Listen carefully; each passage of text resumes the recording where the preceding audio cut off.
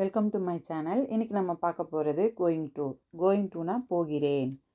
இதை எந்த இடத்துல யூஸ் பண்ணலாம்னா ஃப்யூச்சர் பிளானை சொல்கிறதுக்கும் ஃப்யூச்சர் ப்ரெடிக்ஷன் சொல்கிறதுக்கும் யூஸ் பண்ணலாம். ஃப்யூச்சரில் நடக்க போகிற விஷயத்த சொல்கிறதுக்கு வில்லை யூஸ் பண்ணியே ஃப்யூச்சர் டென்ஸில் சொல்லிடலாமே, ஏன் கோயிங் டு யூஸ் பண்ணுறோம் அப்படின்னு சொல்லிட்டு ஒரு கேள்வி வந்தால், இப்போது கோயிங் டுன்றது 100% ஒரு விஷயத்தை நம்ம செய்ய போகிறோன்ற இடத்துல தான் இந்த கோயிங் டு யூஸ் பண்ணுறோம். அதுவே நம்ம வில்லை யூஸ் பண்ணி சொல்கிறோன்னா, I will go to my home town tomorrow.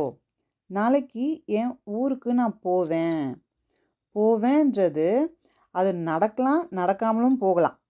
அப்படின்ற இடத்துல தான் ஒரு 50% உள்ள சான்ஸில் தான் அந்த வில்லை நம்ம யூஸ் பண்ணி சொல்கிறோம். ஆனால் இந்த கோயிங் டு 100% நம்ம பிளான் பண்ணியாச்சு, டிக்கெட் போட்டாச்சு, லக்கேஜ் பேக் பண்ணியாச்சு, நாளைக்கு வெடிஞ்சவுடனே ஊருக்கு போக வேண்டியதான். அந்த மாதிரி சுச்சுவேஷனில் தான் இந்த கோயிங் டுவை நம்ம யூஸ் பண்ணுறோம். இதோட ஃபார்முலா பார்ப்போம்.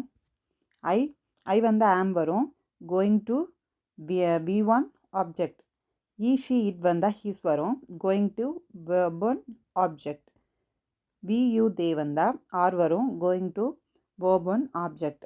எக்ஸாம்பிள் பார்ப்போம். I am going to meet my friend tomorrow. நான் நாளை என் நண்பரை சந்திக்கப் போகிறேன். She is going to prepare lunch. அவள் மதிய உணவு தயாரிக்கப் போகிறாள். He is going to tell him the truth. அவன் அவனிடம் உண்மையை சொல்லப் போகிறான். ஐ ஆம் கோயிங் டு டாக். நான் பேசப் போகிறேன். ஐ am going to stay home. நான் வீட்டிலேயே இருக்கப் போகிறேன்.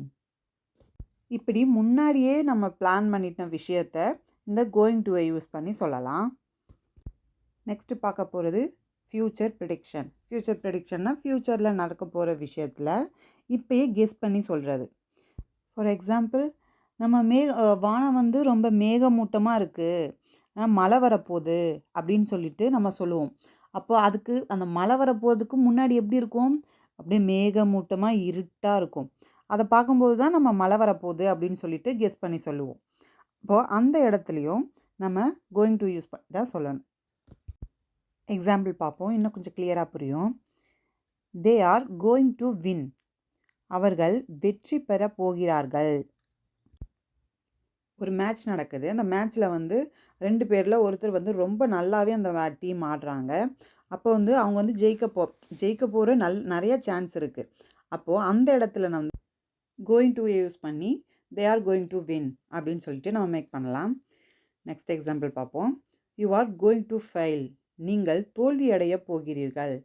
இப்போது எக்ஸாமை வச்சுக்கிட்டு அவன் படிக்கவே இல்லை. அந்த டைமில் என்ன பண்ணுவோம், நீ ஃபெயிலாக தான் போகிற அப்படின்னு சொல்லிட்டு நம்ம சொல்லுவோம்ல, அதே மாதிரி தான். Next it's going to rain. மழை வர போகிறது. தேங்க்ஸ் ஃபார் வாட்சிங். உங்களுக்கு புரிஞ்சிருக்கும்னு நம்புகிறேன். இந்த ஃபார்முலா வச்சு நீங்களும் ஒரு சென்டென்ஸை மேக் பண்ணி பாருங்கள்.